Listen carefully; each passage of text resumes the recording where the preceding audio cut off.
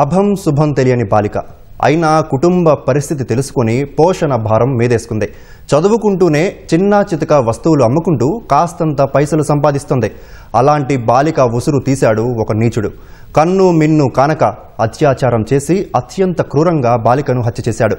10 ఏళ్ల న్యాయ పోరాటం తర్వాత బాధిత కుటుంబానికి న్యాయం జరిగింది. ఆ కామాంధుడికి ఉరే సరైందని సంచలన తీర్పు వెలువడింది.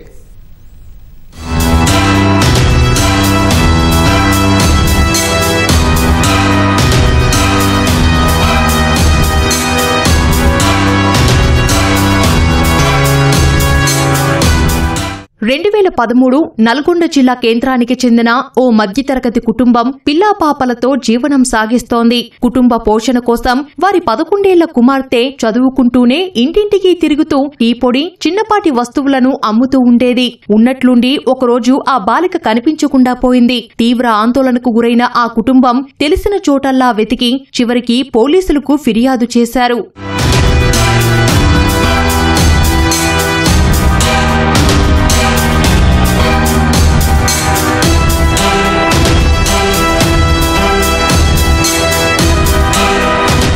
మూడు రోజుల తర్వాత నల్గొండ పట్టణం మన్యం చెలకలో పిల్లలు ఆడుకుంటూ ఉండగా కాలవలో మృతదేహం కనిపించింది. స్థానికుల సమాచారం మేరకు పోలీసులు ఘటనా స్థలానికి చేరుకొని దర్యాప్తు చేపట్టారు. ఆ మృతదేహం కనిపించకుండా పోయిన 11 ఏళ్ల బాలికదిగా గుర్తించారు. పోస్టుమార్టం నివేదికలో బాలికపై అత్యాచారం చేసి అత్యంత క్రూరంగా హత్య చేసినట్లు తేలింది. పోలీసులు కేసు నమోదు చేసి దర్యాప్తు చేపట్టారు.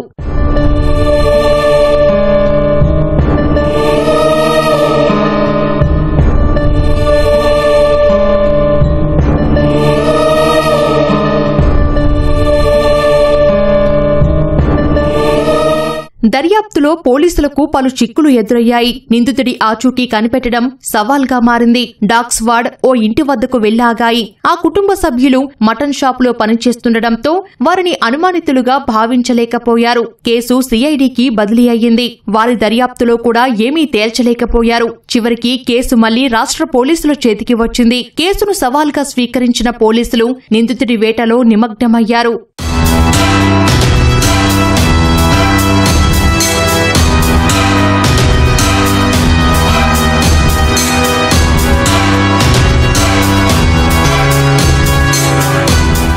ప్రత్యక్ష సాక్షులు ఇతర ఆధారాలతో బాలికను చంపింది నల్గొండ మన్యం చెలకలో నివాసముంటున్న ముకర్రంగా తేల్చారు.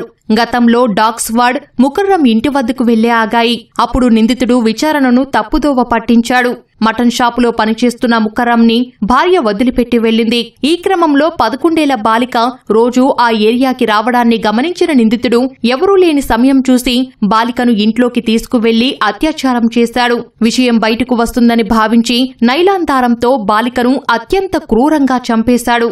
ఆ తర్వాత ఇంటికి కూతవేటు దూరంలో ఉన్న మురికి కాలవలో బాలిక మృతదేహాన్ని పడేశాడు.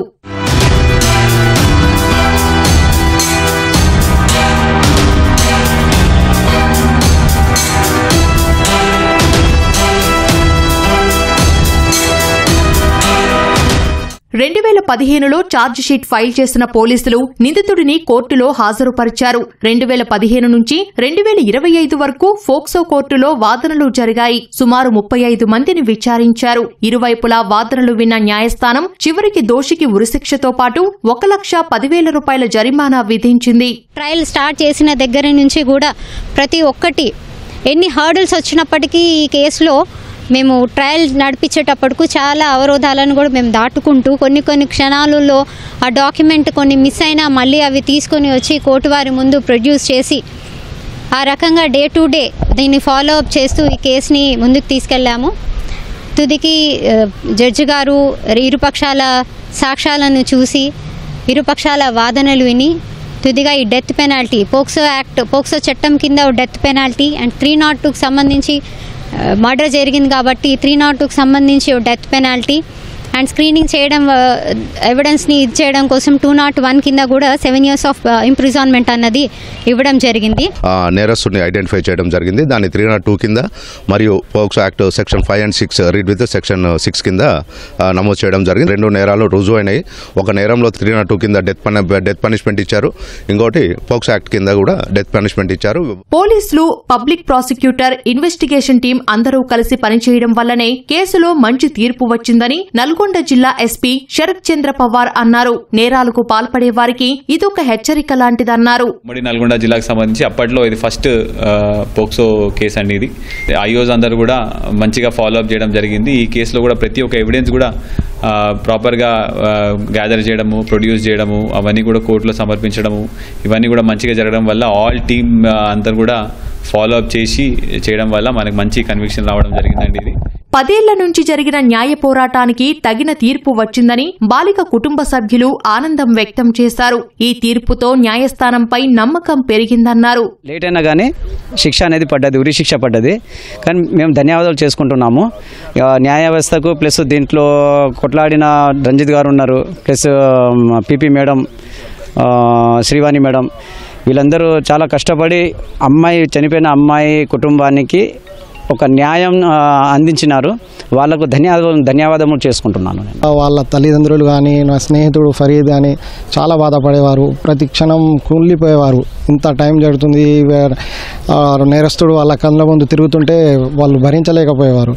కానీ న్యాయం మీద మాకు నమ్మకం ఉంది అని అదేవిధంగా ఇంతవరకు పోరాడారు. ఈ పోరాటంలో వాళ్ళు విజయం సాధించారు. కేసులో దోషి ముకర్రం మూగా, చెవిటివాడు. మానవతా దృక్పథంతో తక్కువ శిక్ష పడుతుందేమోనని బాధిత కుటుంబం ఆందోళన చెందింది. కానీ 11 ఏళ్ల బాలికపై అత్యాచారం చేసి అత్యంత క్రూరంగా చంపిన వాడికి ఉరే సరైందని కోర్టు భావించింది.